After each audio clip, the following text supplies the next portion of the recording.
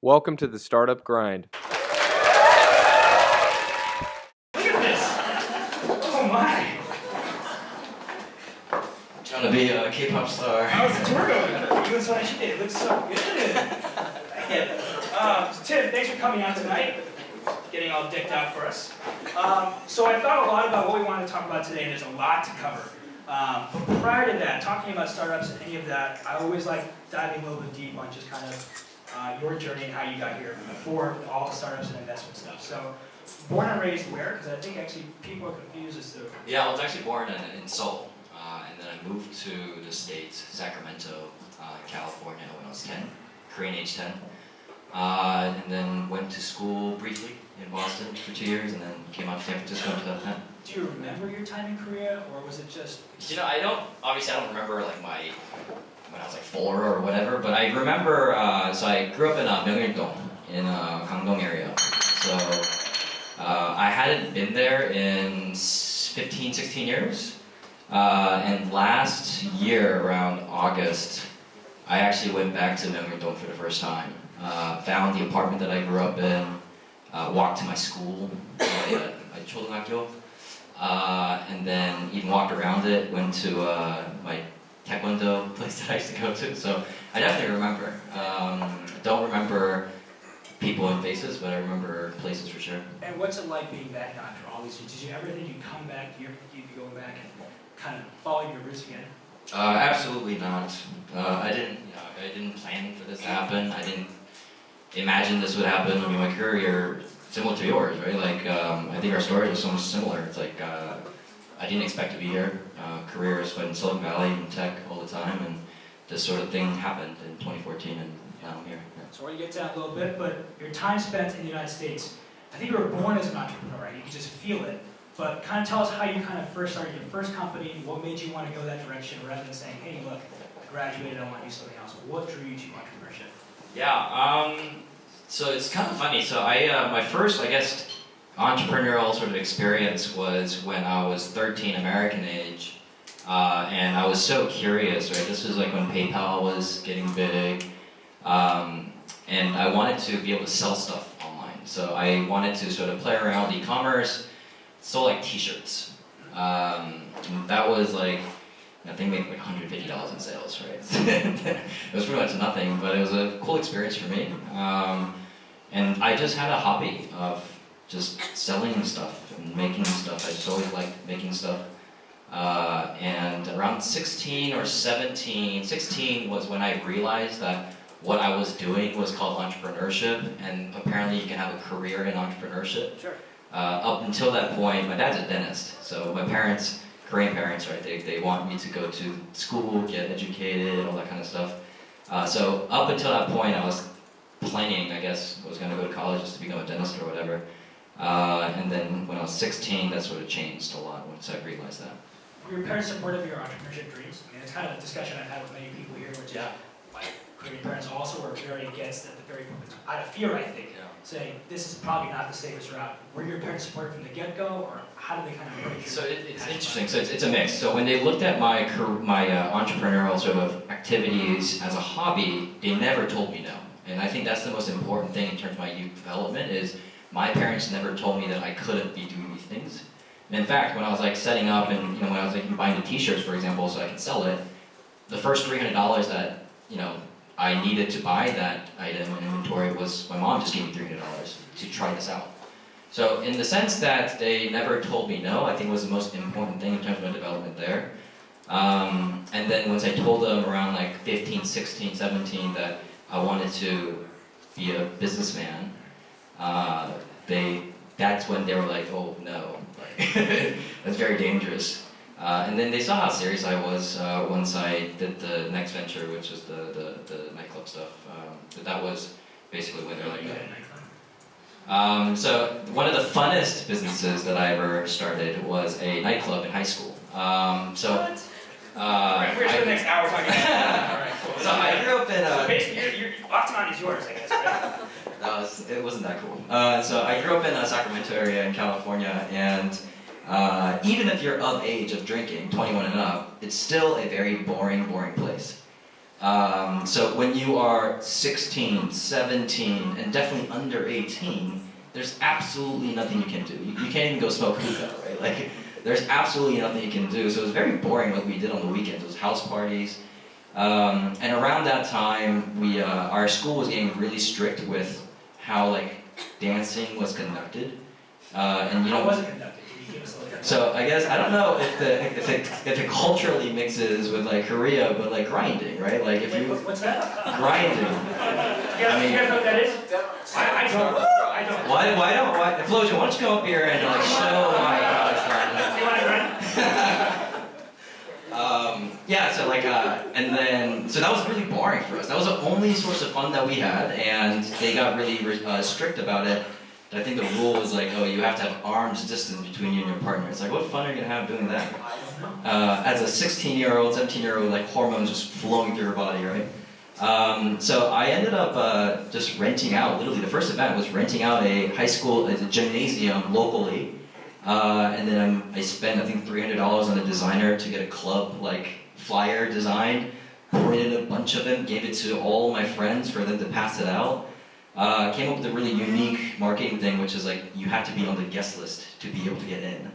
And the first event had like 500 people coming in. They paid $15, which is enough for me to do the next event. But at the sixth event, people from San Francisco were driving up to Sacramento to go to my events. So that was the funnest thing that I have still done to this day. Must have been No. So clearly it's in your genes, it's in your bones, this is what you want to do. How do you throw parties at nightclubs in high school and then somehow end up in Silicon Valley back on startup? Tell us about that part of getting that part going. Yeah, I mean, I think when we talk about conversions, like Silicon Valley, I think we're talking about conversions of just going from entrepreneurship into a more tech-oriented sort of career or interest. So I never really thought that there was a difference between tech and just business. It was just, I just wanted to create businesses and just, you know, make money doing it and have fun doing it. I think also the main thing was like the thing that killed me was when my dad talked about his youth dreams. He wanted to be an architect because he wanted to, you know, build amazing looking buildings, and then he ended up becoming a dentist.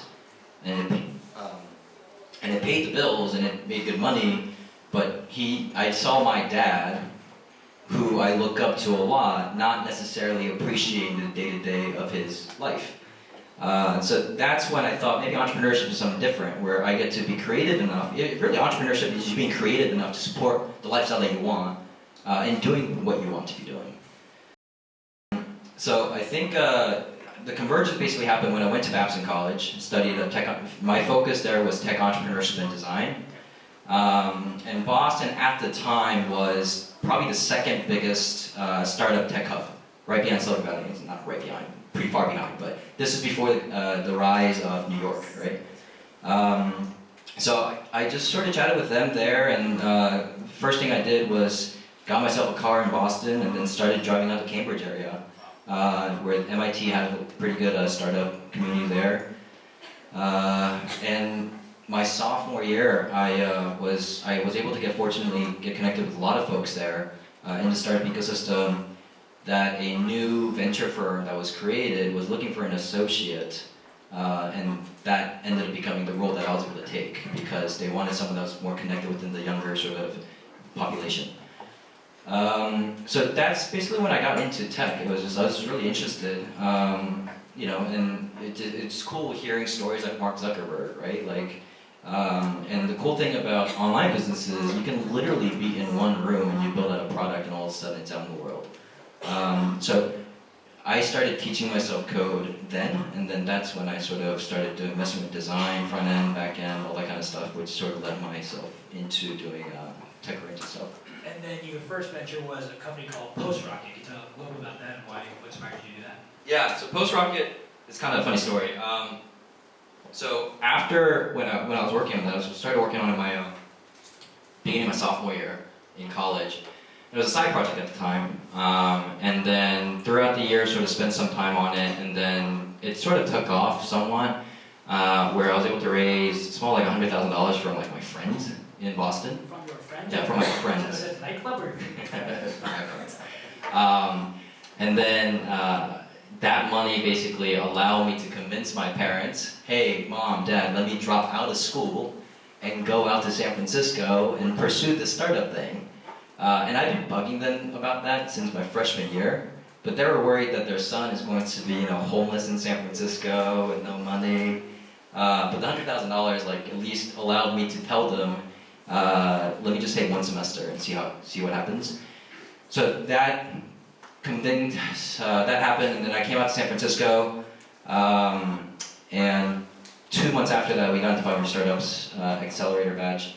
So how we started sort of PostRocket was actually interesting. So it was multiple sort of iterations that got into basically what it was. But we used to run, there's a rapper called Pitbull. I don't know if you guys know who he is, but so my team and I, my friends, my co-founders, and I ran his Facebook and Twitter for... And how did you first get connected with Pitbull? Yeah, it's like super random connection. It's like a mentor knew one of Pitbull's managers, and in their entertainment world, apparently managers, there's like 20 managers. This guy just happened to handle the marketing side of his business, Pitbull's business. And then I ended up getting connected, and I think, those folks really don't know what the hell they're doing. And I think they saw a bunch of college-age kids that was like always on Facebook, and they're like, oh, they probably know the space better than we do. Let me just give them some money and then let them figure it out. And we're like poor startup kids, right? Like we had no money or coming in, and we were working on a project at the time. And we just got access to all of his stuff, and there was a ton of data. And my team and I are like big geeks when it comes to data and just trying to figure out patterns. Turns out there's an algorithm, or I think everyone knows this now, but there's an algorithm called EdRank, basically determines what posts you see on your Facebook newsfeed when you log in. This was back in 2010, 2011. And we wanted to start reverse engineering that a little bit to get Pitbull's posts seen by more of their fans on a regular basis without having to spend a ton of money on ads. Long story short, within 8 weeks, his average number of fans that was seeing his post organically went from 600,000 to 1.3 million in 8 weeks. Which, if you do the math of how much ads used to cost back then, that actually would have been a couple $100,000 that they needed to spend to get there. And long story short, we just ended up finding patterns that we were able to turn into a software, and decided to sort of spin it out and have Pitbull as a client and other people. So the PostRocket story is pretty cool, but I totally want to go back to the other big part, which is just you raising $100,000 from friends. There are a lot of people right now here in that exact same process, trying to raise money. How did you do that? How were you so successful doing that? You make it seem like it just happened and you called up some friends, but that is something that people struggle with and is a big challenge in growing a company. How did you do that? What were some of the tips, and what would you think back on that time? I think I'll tell the story about $100,000, but that's not an advice that I would give, because when I raised the $1 million after 500 startups, the way that I raised the first $100,000 did not apply whatsoever to the actual seed round that I raised. The $100,000 was very simple. It was just close friends. I went to Babson. There was a ton of international Saudi oil, Arab money. Back when oil wasn't $20 a gas. That wasn't the party I went to. I didn't go to that party. So this is before gas was $20 a barrel, right? So. They basically had parents that told these kids, hey, go find some smart students at Babson and give them money to run their startup. That was honestly what the parents told them. So, I don't know, I didn't know that, I could ask for money, but at Babson, it's such a small school. It's 1,800 students, right? It's smaller than my high school. So the startup entrepreneurial community is actually pretty small, even at Babson. And I sort of ran that whole thing because I was an associate at a VC firm, which is pretty cool for a college student. So I sort of fell on me, which allowed me to sort of raise that round. But that is not how you raise actual money. So you had an incredible time growing your own company, and then you ended up becoming an EIR at 500 Startups. Walk us through that experience there, and then we kind of want to transition into kind of what you're doing now. Yeah, so I think the important thing there too is yes, I became an EIR 500 Startups, but the PostRocket was a 4-year chapter of my life. We did well, we did bad, we did well, we did bad, and ultimately we failed. And had to shut down the business. And while I was depressed out of my mind, like, what the hell just happened in my life? It's something that you're working on every single day. When you wake up, you're thinking about it. When you go to sleep, you're thinking about it. During your sleep, you're dreaming about it. And all of a sudden, it's just gone. So that was a very, very hard thing just to sort of go through. And what I was sort of worried about is like, fuck, I'm gonna have to go back to school. I'm gonna have to go back to college. It's like I'm gonna have to be like going back to college and tell them that I failed. And it's like, who wants to hire me? You know, like I was like, you know, like I no college degree, blah blah blah blah. And then thankfully, the thing is about Silicon Valley, it's a very, you know, merit sort of like, you know, it's merit based, right? So when the news about PostRocket sort of shutting down came out on TechCrunch and other media, this was at my Thanks, Joey. yeah. Highlighting his failure. This was probably like my most like lack of self-esteem at that point. Got like 7 job offers, that turned things around for me. So anyways, yeah. So one of them ended up becoming the EIR role, entrepreneurial residence role at 500 startups. Yeah. And then, so after all the offers came in, what attracted you about being an EIR? EIR. So when I was running through PostRocket and knew it was like failing, and then I had the other job offers, it was like product management roles, right? That was my background. So product management roles at really fast-growing companies, or chief product roles at some of our startup companies, and PM roles at the big tech companies, right? And then the one that paid literally the least by, like every other job offer is $1, 500 job offer is 33 cents on that dollar. That was 500's EIR role. But for me, it wasn't, and it's still not, about making money. I have no issues about money. Like we'll make it, right? I think the biggest thing that I want to do is I want to put myself in a position where I'm learning as fast as I can about something that I care about. And I felt like the EIR role would allow me the flexibility and the platform at 500, because that's at 500, that opens up a lot of doors for me to meet new caliber of people that I wasn't able to meet before, and just have that become sort of the new bud of my life. Sure. So let's skip to the next second half, just in terms of time. You had EIR role there, and then one of the biggest things you've done in your life now is come to Seoul and open up a whole new fund. You call it the Kimchi Fund. Yep. Tell us the thought process of when you looked around the world, why Korea, and kind of why did you name it the Kimchi Fund? Yeah, good questions. Yeah. So let's fast forward from EIR. I joined September 2013, and then EIRs, if you guys are familiar with those roles, by nature it's a temporary role, 6 months to 12 months best. You're basically paid money to noodle on some ideas, maybe help out portfolio companies, but ultimately to start your next company, or if not, join as an executive in one of the startups. I noodled on a few ideas, but for me, the biggest litmus test that I had was I wanted to do something that I kept on referring to as innately passionate about, right? It's something that I felt like within the fiber of my identity, it's something that naturally sort of was attracted towards.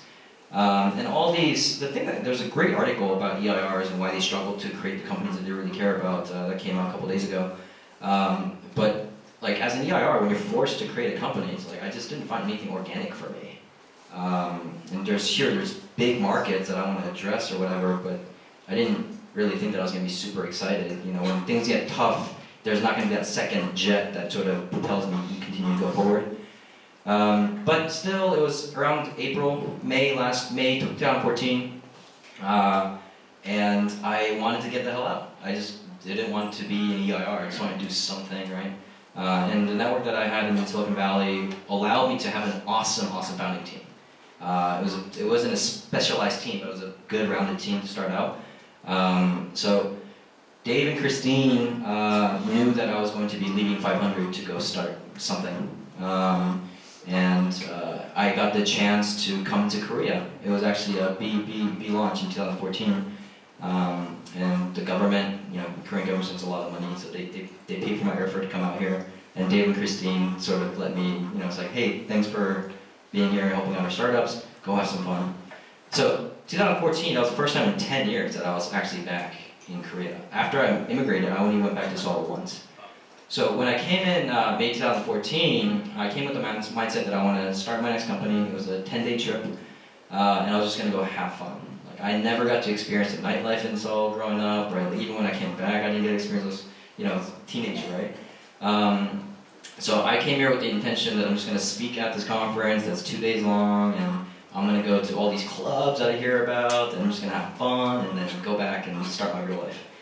Long story short, the 10 days that I was here, I actually ended up interviewing 100 companies, startups. I just fell in love with the startup quality here, and how many companies there were. And it just changed my perspective about the startup ecosystem here in Korea. And during that sort of eye-opening sort of scenario, Dave McClure, our founding partner, he overlapped a day with me in Seoul. So him and I were getting lunch, and I just asked him sort of offhand, hey, have you ever thought about doing a fund for Korea? I didn't have any intention of doing it. I still don't want to be a venture capitalist, right? Like, I want to start stuff still. But Dave, sort of out of left field, and knew I was leaving, he sort of said, hey, I haven't thought about it, but if you're telling me you're interested, I'm very interested. So that sort of changed how I thought about it. Long story short, when I came back, I put off the startup thing, and then told Dave, after thinking about it for 2 months, that I was gonna go back and forth from San Francisco and Seoul to just invest in Korean companies out of the main fund. So I'm sort of like half-assing it, but you know, I thought myself innately passionate about the startup ecosystem here in Seoul, and you know, like I've had passionate conversations with you about these things, right? We do all the time, and I found myself sort of like being fake a little bit, right? If I believe in this space as much as I say I do, why am I basically half-assing this thing? And another 2 months sort of goes by, and then I decided, you know what, like let me do this for real and start an actual fund. I mean, it took 5 months for me to decide to do a fund. It's a tall order, right? Like, it's not like starting a company. If you do a fund, you're pretty much locked in for 10 years. So, like, my entire 20s and well into my 30s is already set in stone. So, I wanted to just make sure that I want to do it. So you spent the majority of your life in the United States. You came here on a 10-day trip. Something happened. What was it that said to you, this is where I want to spend the next chapter of my life? What was it about the Korean startups? You were in Silicon Valley, you were part of one of the largest accelerators there. You came out here. What is different? What was so special about the Korean startup scene that got you so hooked to have you sitting here right now? So one of the things to sort of preface this a little bit too, 500 Startups is one of the most internationally sort of diverse teams, right, in Silicon Valley. We probably make the most amount of international investments of anyone in the world, so we have good exposure to all the different markets. And I personally dislike that Silicon Valley investors tend to think and just rest on their laurels a little bit and think that the only talent in the world is in Silicon Valley. And here I was, a Korean American, and even when I immigrated, I always rooted for Korea in the World Cup and Olympics. You know, that was my team. So that patriarchy was still there. But when I came out here, I was like, wow, you know, like, if you look at the macro market trends, there is going to be a Silicon Valley type of a mega hub in Asia. As a Korean American with massive patriotism to Korea, why the hell can it be not Seoul? We have the best infrastructure in the world, top 15 GDP country in the world. So much of the stuff, macro markets wise, is 3 to 5 years ahead of the US. And smart ass people, you know? The only thing that didn't happen was the awareness in startups wasn't necessarily all out there, but what was really cool is that first conference that I went to randomly overheard a presentation that's being done from a government agency, and they cited the number of college entrepreneurship clubs had tripled in 1 year, from 2013 to 2014. So for me, I felt like that culture shift was happening, and I want to basically be involved and do what I can to create a Silicon Valley of Asia, and I think Seoul can be that. When you look kind of at that 2-3 years down the road, where do you think this whole startup ecosystem is going to be? What will the tech landscape look like in the next kind of decade? Yeah, so I think in 3 years, if you just talk about the numbers, 2014 I think was the record-breaking year in terms of M&A that was done. I think it was like 70 companies were acquired. Pretty small fee, but like small prices. I think that number, honestly, in 3 years should be around 300 to 400. So it'll just continue to go up, I think. 300 to 400 actually puts you in the ballpark of like a really well-established startup ecosystem. 300 to 400, that also means a lot of liquidity in the ecosystem, which means a lot of founders like you guys are going to be investing right back into the ecosystem in terms of advice, money, mentoring, connections, all that kind of stuff. So the ecosystem just gets better and better and better and smarter. So that's what I see. I think in 3 to 4 years, you'll start to see, if we don't fuck up as Koreans, I think we'll start to see a lot of the Asia or a lot of Silicon Valley-based companies setting up their first Asian satellite office here in Seoul. When you think about regionally and geographically and culturally, I think Seoul is the best place to be as an outsider coming in. What trends do you think Koreans are going to lead in? I What verticals do you see kind of Koreans setting a trend here? I think the trend that we sort of set, and we're already seeing this, is just consumer tech, consumer culture, and mobile usage, internet usage. You see that with Cyworld, you see that with KakaoTalk, you see that with a lot of these things. The only thing that Korea has struggled is because of the lack of English speaking, the lack of culture, the vast cultural difference in a working environment between Asian culture and Western culture, and just the general sort of business acumen is not quite there. What ends up happening is like these ideas that are phenomenally global phenomenon, potentially global phenomenons, they only start in Korea because the founders that started are comfortable with Korea, they don't really think anything about it. And then you have stories like Kakao, massively successful in its own right, sure, but by the time they thought about expanding outside Korea, well, Line had already locked them all in, right? And then Line and Kakao's battling, and WhatsApp's taking basically all over the world, right? So Korea, I think, just potential-wise, they get the first action. They just have to really, really think globally. And I think 500 startups, like that's something that we obviously can help tremendously, and so hopefully we can help that. So that's a huge issue that people talk about all the time is Korean startups, Korean companies going global. I think a lot of people forget that before Facebook, there was Cyworld. Before there was YouTube, there was Pandora TV. Before there was Skype, there was dial-pad in Korea. So Korea has led on some major technological developments. What stops Korean companies from being the first out globally? And do you think what's going to change that for the startups in this room ahead of us? Yeah, I mean, I think, it's, like I said, it's 3 things. One is just the English barrier, right? Like, language barrier. You need to be fluent in English if you're going to do anything global. I see some of the companies, so we invest in a couple companies, or a few companies that's joined our accelerator. And the biggest thing that I underestimated personally when I first started this out was the importance of that. Because what ends up happening is you end up having these guys, and if you're trying to go global, you need a global sort of team as well. And that means that you have to hire them, that means you have to recruit them. When you're speaking broken English, turns out you don't sound quite as smart as you might be. But does Facebook have a global team when it launched? Does YouTube have a global team? Is like how big of a role will that really play? Or is it more the product that really speaks for itself?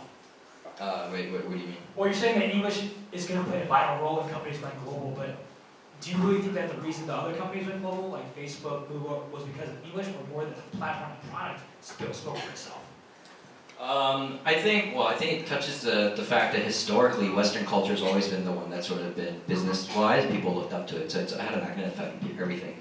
And Facebook, they didn't expand out to Asia, they went basically Cambridge, and then Europe, and Western world, and then came to Asia. Also, there's a very product tweaks that you definitely have to make from a Korean, if you look at Korean products, like domestic Korean products, even KakaoTalk, and you compare that to like a WhatsApp. Right, WhatsApp is the global product. Kakao is a very Korean user experience UI. You could say it's pretty much the same thing. There's a line of text, another line of text, right? But there's subtleties in UX and UI that doesn't necessarily cross over that much. So that's some of the things that we try to help with within Accelerator. But yeah, I mean, it's language. It's also culture. Like if you speak broken English and you don't know how to manage a Silicon Valley style workplace, you're not going to hire the best talent. Who in their right minds, who are the best players in the Valley, I mean, you know this. When you're a best player in the Valley, you have myriad of options. Are you going to join a team that is just starting out with a CEO that speaks broken English, with a product that seems Asian? No, right? Like, so I think those are the things that you have to understand. That's a challenge for you as a Korean or non-American company, and that's something that you have to sort of do. So one of the things that I think drew us both out here, though, was that there is a spark, there's a deep passion here, this new generation of young people in Korea that do want to be an entrepreneur, which is traditionally very different from, I think, your father and my father and many of the fathers and mothers here. What do you think, I have my reasons as to why I think this generation is so special, but obviously you moved your life here because you want to support this generation of entrepreneurs. What makes them different from the Silicon Valley entrepreneurs, and why are you dedicating the next chapter of your life supporting that? I think the average level of intelligence for Korean startups, Korean founders, versus Silicon Valley, Koreans, average intelligence-wise, is smarter, more capable. But there's a negative there where the Asian style, the Korean type of education really is a rigid, no free-form thinking, and it's a very regurgitating sort of memorization format, which does not necessarily work in a startup when you're speaking. You have to sort of think on your feet, you have to act different, you have to basically, there's no formula for it. You don't memorize a book and all of a sudden you become CEO of a great startup, right?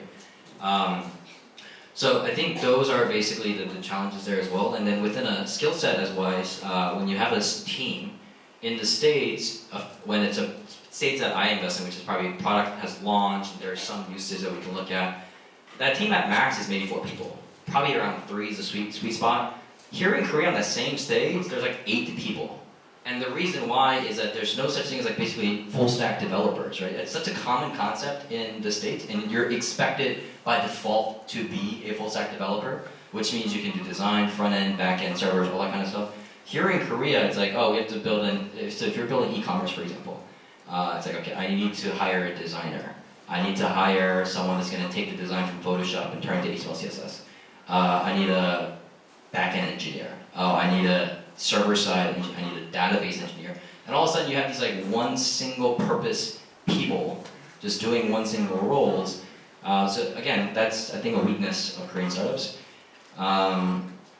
And the other thing too that's vastly different about Korea versus American culture is the optimism. The level of optimism for Korean youth is far less than the level of optimism for maybe the American youth. And that's a pity, right? Like there's so great opportunities in Korea, especially in the form of entrepreneurship. I hope people realize, and that's the reason why I'm here, hopefully be able to help people see that. For sure. So before we get into the question, the last question for you is, you are making investments constantly. There are entrepreneurs here, and so you're constantly meeting them. They want money. Your job is to hand that money out. Give one piece of advice on, I want to raise money. What's one of the things I should nail in my presentation or in a meeting with someone like you? And what's something you've seen that I shouldn't do? Let me start with that last part because I think it feeds into it. Build your business. Don't build it for an investor.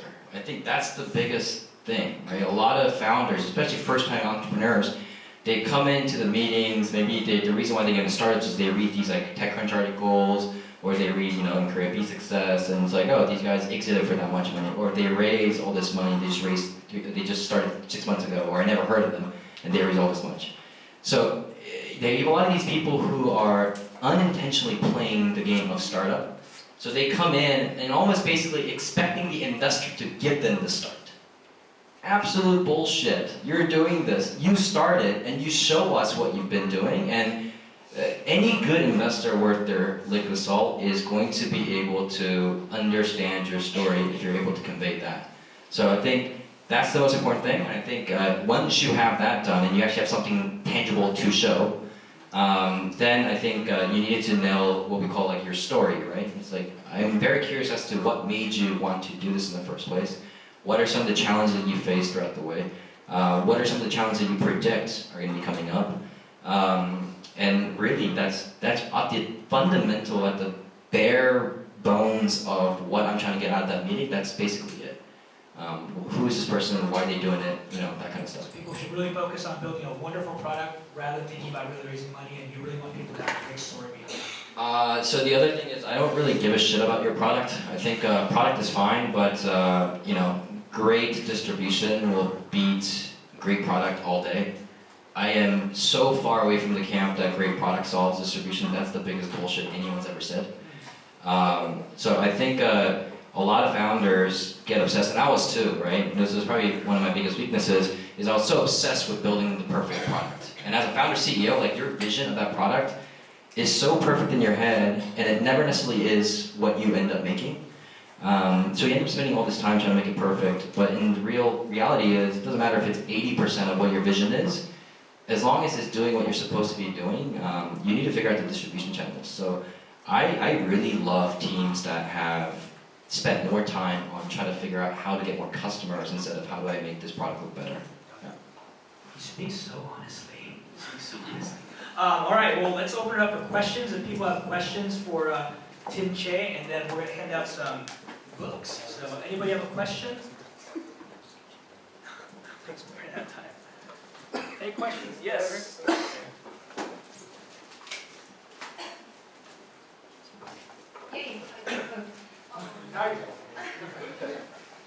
좋은 말씀 감사드립니다.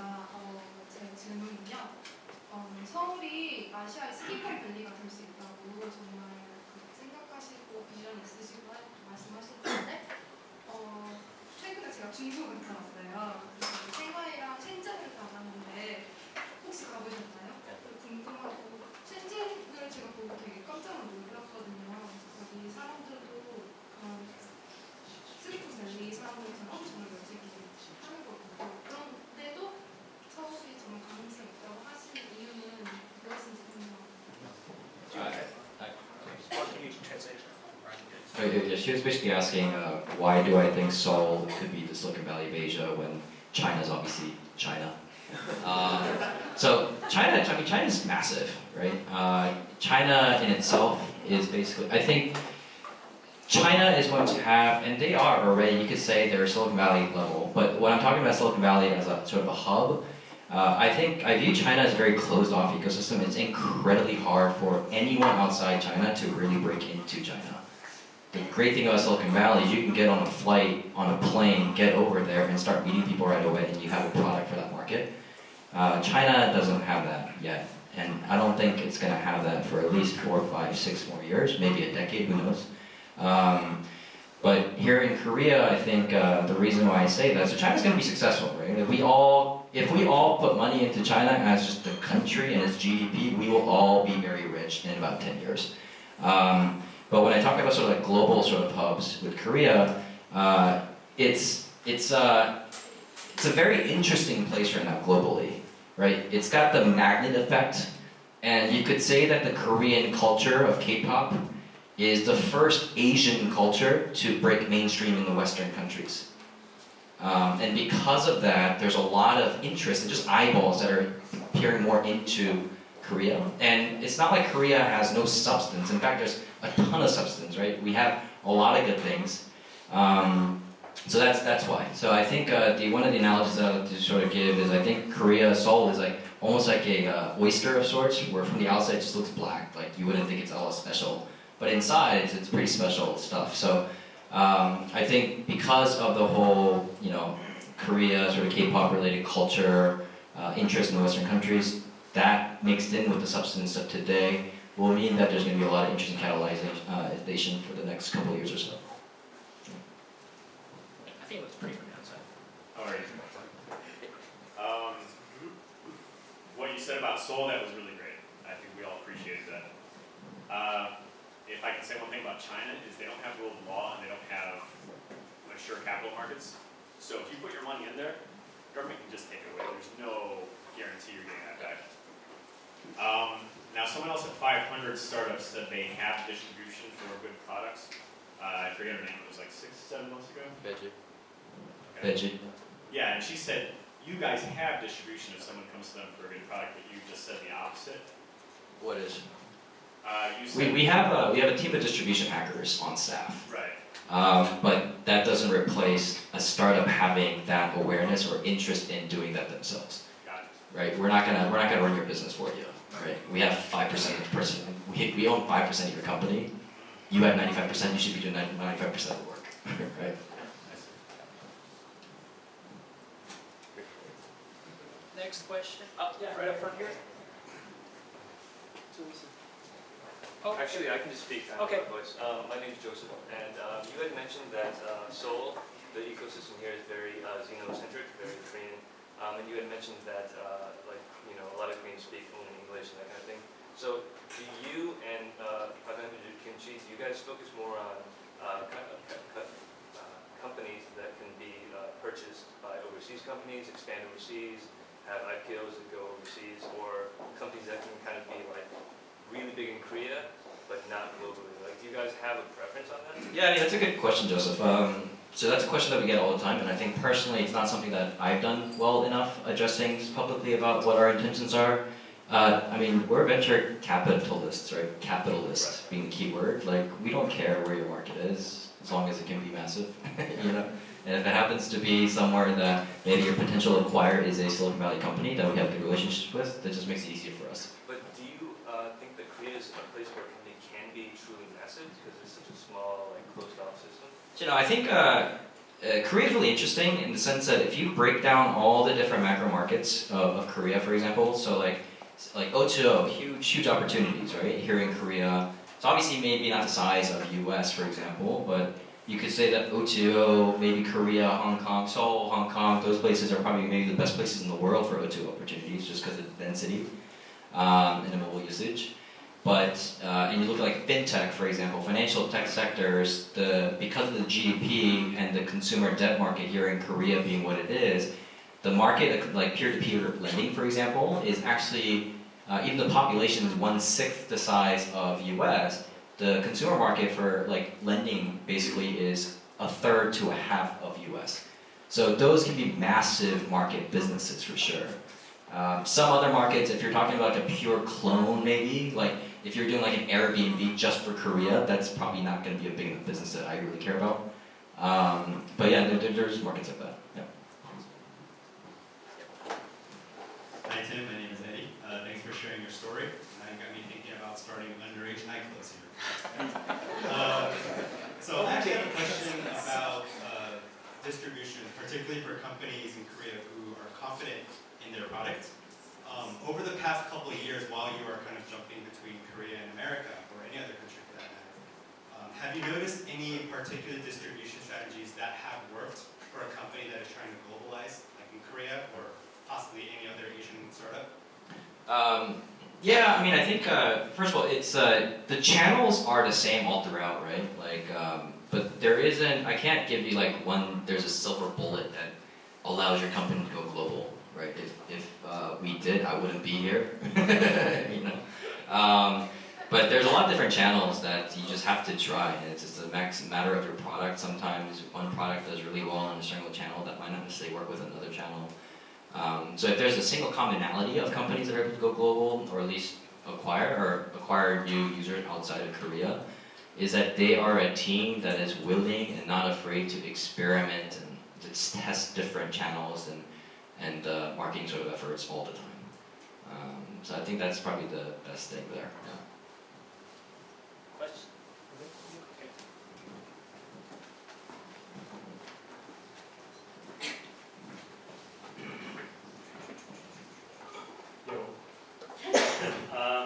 Yeah, so kind of following up on distribution and product, I kind of both disagree and agree with product versus there's that kind of dichotomy in terms of, I feel like the best products are the ones that figure out distribution that's embedded in the product. So in essence, yes, it's agreeing to your point that the teams that are best able to figure out those distribution channels, but I feel like that the best distribution channels actually turn out to be viral or shareable facets of the product. I mean, would you agree? I mean, this kind of harkens back to your experience of PostRocket, like optimizing EdgeRank, because that's like basically a facet of Facebook's virality that kind of takes on multiple forms, with whether it's uploading a picture, doing multiple tags, and hence for the virality that Yeah, I think I mean that's a great point, right?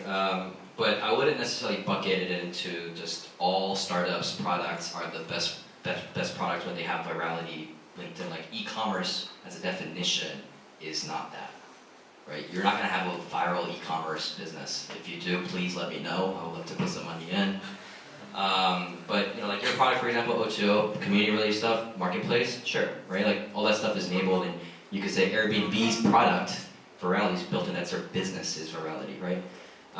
But I would go as far as to say that if you're in the field of business where virality does make sense, then yeah, the best product is obviously gonna have something that's got that baked in. But what I wanted to sort of clarify in that statement is don't obsess about the pixels of your product and trying to get everything done.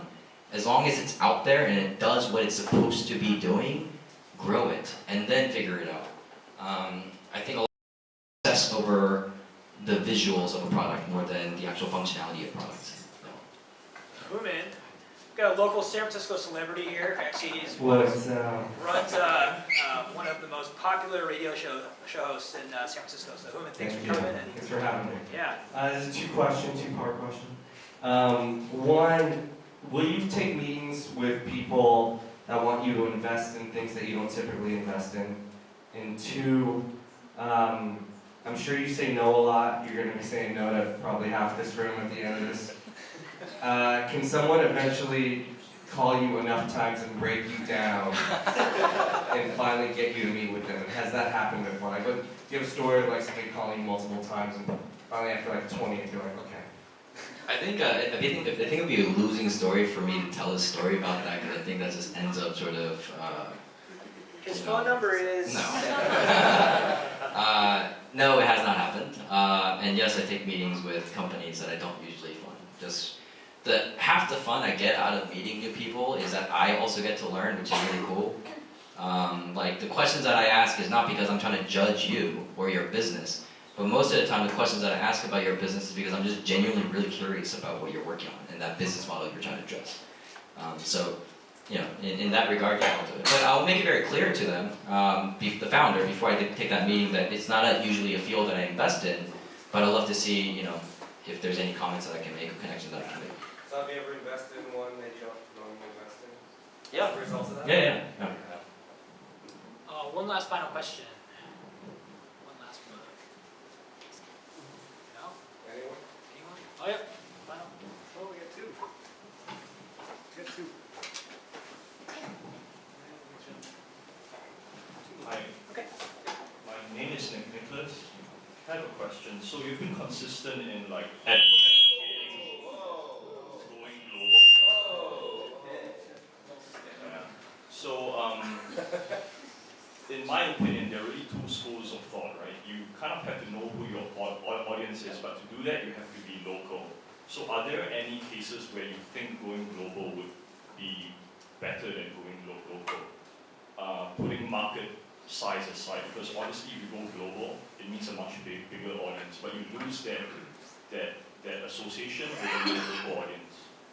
So you're talking about, am I recommending choosing a market that you're not aware about because, or you're not familiar with because of market size compared to staying local? Right, so a classic example of that would be Uber versus local taxi apps, like Grab Taxi and Kuaidi Dazi.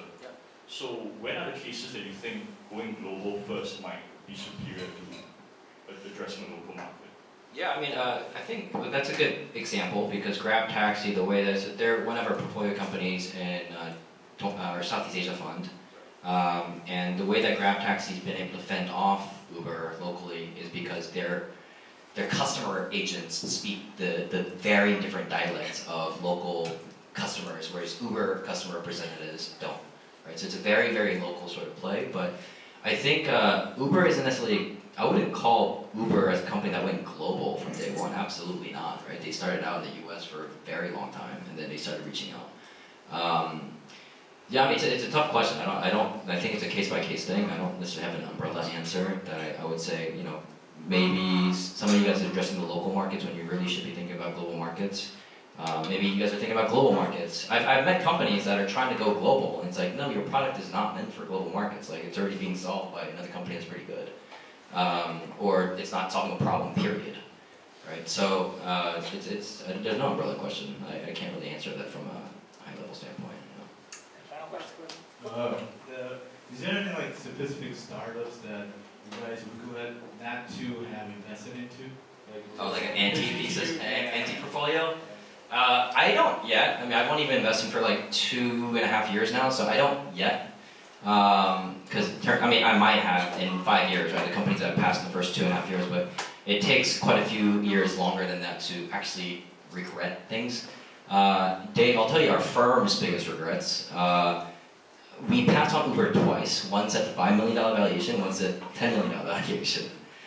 Uber at $5 million valuation, I could justify it because Travis at the time was part-time on Uber. And it was Ryan who was running CEO, who Dave didn't necessarily know that well. So that made sense. And then when Travis stepped in as real CEO and he came in, at the $10 million valuation, Dave thought that was overpriced, so he said, no, fuck you, and passed on it. And now Travis and Dave, anytime Travis gets it, Dave like pokes fun at Travis on Twitter. Travis always says, well, if you invested in us back in the day, you wouldn't have this issue. So yeah, that sucks. You know, like that would have been, that would have made, that investment in Uber alone would have made our fund 3x just on one company. So it kind of sucks. You know, it's a lot of money that's not coming into my pockets. Maybe, yeah. But yeah, that's the biggest one. I think that's, anyone that passed on Uber will say that's the biggest one that they've missed. Yeah. All right, well that is time. Tim, thanks so much for an awesome, very colorful discussion today. You're going to stick around for another hour, so hopefully you guys can maybe all get to know him. But guys, help me give another big round of applause.